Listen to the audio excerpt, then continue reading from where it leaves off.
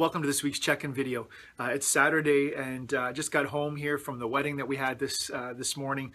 We were celebrating with Floyd and Melissa at Riverside their new marriage, and thank you so much to our church family who came, supported, helped set up, helped take down, who helped bring decorations and treats, and just the opportunity to bless on them was awesome. God's been doing stuff to change their life, and now this walk of obedience, step of obedience to get married has been huge. And so thank you for those who participated in that.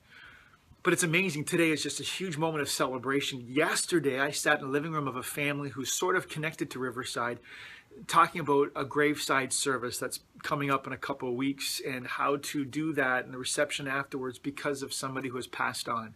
And you just recognize very quickly, man, the ebb and flow of life, the highs and the lows. One day you're planning a funeral, one day you're attending a wedding, one day it's the highs, the lows, the highs, the lows, and maybe you know that about life.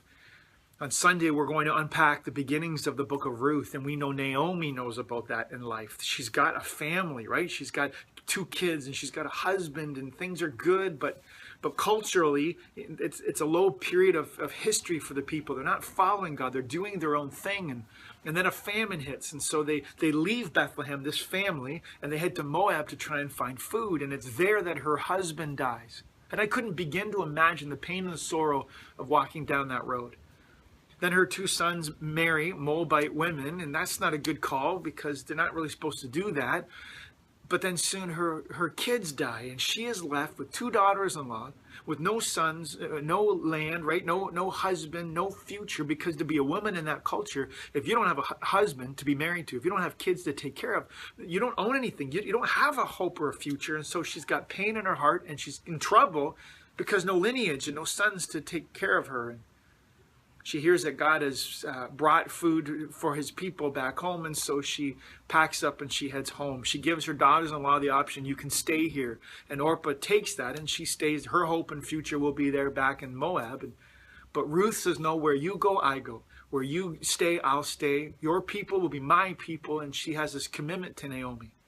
But there's an incredible picture here that as they start to head home to Bethlehem, you have Naomi, who is bitter in spirit. She hasn't rejected her faith, but she knows she is declaring that God has brought this affliction, God has brought this pain, God has brought misfortune upon me, and she is bitter in heart, bitter in spirit. The suffering and the mourning, I just taste it, and it's awful. She's blaming God.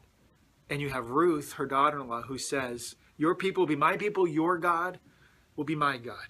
I'm following your God. In the midst of suffering, the midst of pain, this God who maybe you're saying has afflicted us, and that's how I've lost my husband, but either way, I'm following your God. Why? Because your God doesn't change. And she's probably heard the stories about, the God who brought people out of Moses' day, out of Egypt, and the God who established the people in the promised land in the days of Joshua, and heard of God, how he protects and watches over us and loves. And so she recognizes even in this moment of suffering and pain, there still is a God to follow because he never changes. And so she's returning to Bethlehem, clinging to a God who is about to make her new. And so, friends, I want us to learn about that as we start to unpack the book of Ruth. It's in our perspective of how we come to things.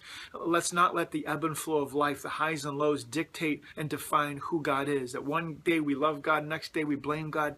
God never changes. The God who wanted to save and redeem and do life with you yesterday is the same God today who wants to pour out his love and his power to change your life. And our suffering doesn't change that, and our sorrow doesn't change that. Our pain does not change the fact that God wants to do great things in you and through you. And so what he has done on the cross, and what he holds out to you with the hope of life, and what he wants to accomplish in your life today, does not change just because our circumstances change.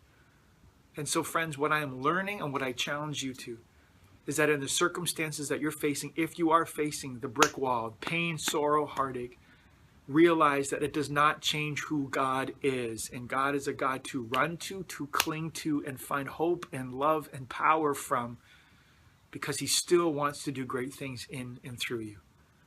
Friends, God doesn't change. And so may our faith and worship in him never change as well. God bless you. I'm looking forward to unpacking the book of Ruth with you. Have a great week, and we'll see you next Sunday.